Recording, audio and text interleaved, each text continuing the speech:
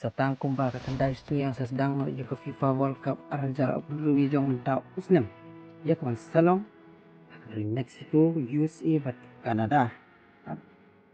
Ang sedang shuai ke tinggal ka kawan salong lukong ko opening game lane ko opening match kapdeng ka Mexico bersat ke South Africa haka kadmitrik ujun yung Tau Muslim haka por Qatar lagi PM. But dalang ipating jet sepang ko World Cup ajang Muslim arjar gitu FIFA World Cup yang tahu Muslim faith kan nama World Cup arjar dan tambah apa arti diri Muslim lalu fusion satu berapa jadi itu sesuatu benda World Cup dan itu kemudian lalu dan tim satu berapa ke grup A dan ke Meksiko, ke South Africa, ke South Korea, ke Czechia. Grup B dan ke Kanada, ke Bosnia, ke Qatar, ke Switzerland. Ke grup C dan ke Brazil, ke Maroko, ke Haiti, ke Scotland.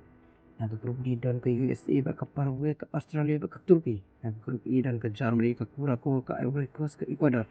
Ke grup F dan ke Netherlands, ke Japan, ke Sweden, ke Tunisia. Ke grup G dan ke Belgium, ke Egypt, ke Iran, ke New Zealand. Grup E ke Spain, ke Verde, ke Saudi Arabia, ke Uruguay. Grup A adalah ke France, ke Senegal, ke Iraq, ke Norway, grup J ke Algeria, Argentina, Austria, ke Jordan, grup B ke Portugal, ke DR Kongo, ke Uzbekistan, Colombia, grup L ke Panama, ke Ghana, ke Croatia, ke Vietnam. Dan di Paris World Cup kepada League mungkin katakan adu ini champion dapat Argentina.